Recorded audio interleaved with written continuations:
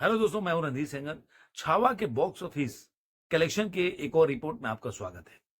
आज हम चर्चा करेंगे छावा के बॉक्स ऑफिस कलेक्शन के 30वें दिन में कितनी कमाई है और उसके साथ तुलना करेंगे जो डिप्लोमेट मूवी है उसने अपने 2 दिनों में कितनी कमाई है और छावा क्या अपने इस कमाई में डिप्लोमेट से पीछे रहती है क्या।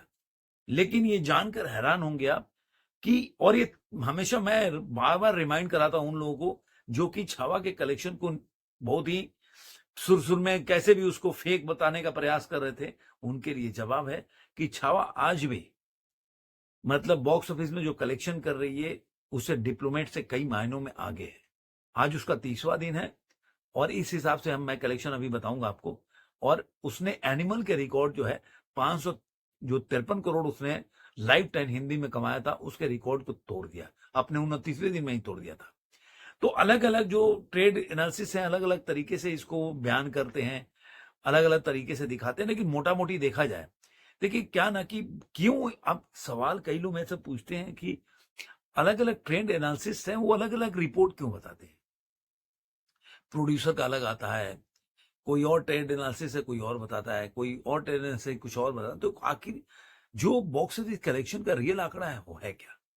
देखिए, मैं कई बार बोलता हूं कि इसका कोई ऑडिट बॉडी नहीं है, मतलब गवर्नमेंट का ऑडिट बॉडी नहीं है। खासकर मैं ओवरसीज के लिए तो बोलता रहता हूं, क्योंकि कहीं आपको 89 करोड़ दिखाएगा, 90 करोड़ दिखाएगा, कहीं 100 करोड़ दिखा रहा है। तो ये अब किस लिए होता है, इसमें बहुत बड़ा गेम भी है। बहुत पिक्चर जानबूझ के जो पिक्चर आपको कोई चीज ना अप्रत्याशित दिखे ना, कि भारत में तो कमाई कम है, लेकिन एकदम जो फॉरेन में या आउट ऑफ इंडिया में जो ओवरसीज में जो कोई मूवी बहुत ज्यादा कमाई करे, तो समझिए कुछ ना कुछ उसमें झोल है। यहाँ पे तो 400 करोड़ कमाया, बाहर कमा रही 1200 करोड़।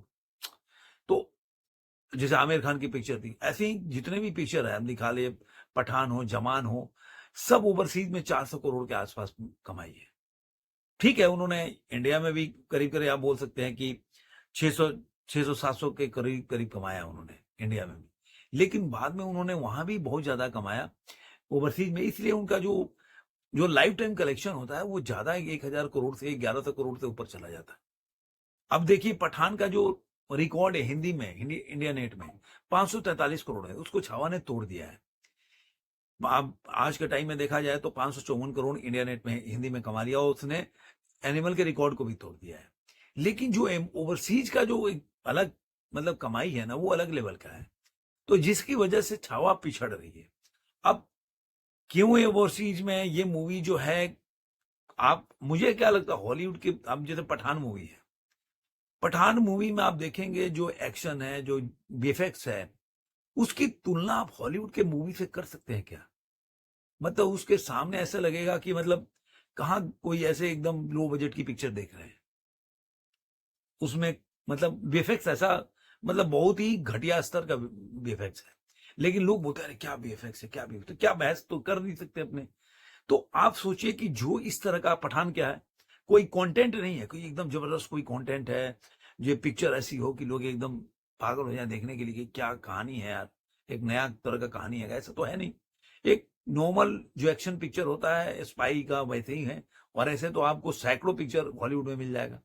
इसे मैं तो अभी देख रहा था, आपको एक पिक्चर आया था फ्रांसिस फॉलन, जो हॉलीवुड में कई पिक्चर आई थी कि कई ऐसे ही फॉलन 2-3 मूवी आई थी चैनी टाटम की। मैं पिक्चर का नाम बोल रहा हूं, लेकिन ऐसे ही फॉलन था।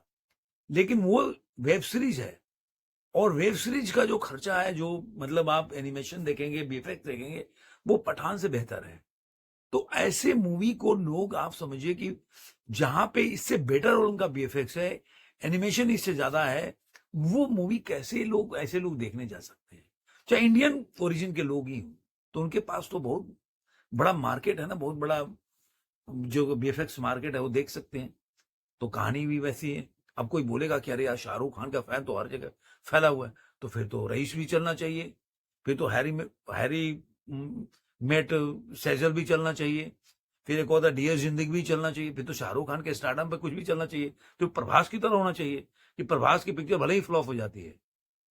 कई पिक्चर आपको देखेंगे बाहुबली के बाद वो पिक्चर नहीं चली, लेकिन पहला दिन और जो पहला वीकेंड होता है वो आप देखिए, एकदम पहला दिन जो होता है ओपनिंग डे, एकदम 100 करोड़ से ऊपर का आंकड़ा होता है। तो ये स्टारडम होता है। वैसे क्या शाहरुख खान का भी कभी चार्म रहा है क्या? तो ये सब देखिए, हर चीज का जवाब है मेरे पास, उस पे अपने को पढ़ना नहीं है। लेकिन अब चलते हैं छावा के ऊपर। तो छावा ने अपने जो आपको 29वें दिन में कमाया था 7 करोड़ 25 लाख रुपए, जिसमें हिंदी में 6 करोड़ 50 लाख और जो तेलुगु में बोल सकते हैं उसमें 75 लाख रुपए कमाया था।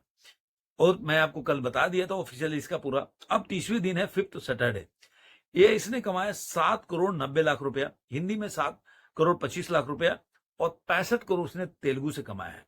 तो देखा जाए तो अभी अपने 30वें दिन में छावा ने 554 करोड़ 65 लाख रुपया और हिंदी में 541 करोड़ 45 लाख रुपया और जो इसका तेलुगु में 13 करोड़ 20 लाख रुपए। तो इस तरह से अगर छावा को देखा जाए तो इसका ग्रॉस कलेक्शन 661 करोड़ और 30 लाख रुपए हो जाता है। 89 करोड़ और 20 लाख रुपया इसने ओवरसीज से कमाया, जो कि कल मैंने बताया था एक और ट्रेड एनालिसिस है, उनके हिसाब से 100 करोड़ और 90 लाख रुपए उसने 29 दिन में ही कमाया था। तो ये अलग चीज है, समझ के परे की बातें क्या है, कैसे करते हैं, वो तो एक अलग वीडियो हो जाएगा और बनाना पड़ेगा दूसरा। 30 डेज में वर्ल्ड वाइड कलेक्शन 750 करोड़ और 50 लाख रुपए।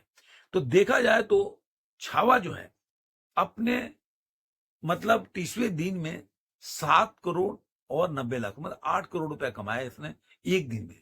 लेकिन वहीं पे डिप्लोमेट जो है 60 करोड़ का बजट बताया जा रहा है और पहले दिन इसने मूवी ने कमाया गया था 4 करोड़ 25 लाख रुपए और दूसरे दिन में 4 करोड़ कुछ 30 लाख रुपए।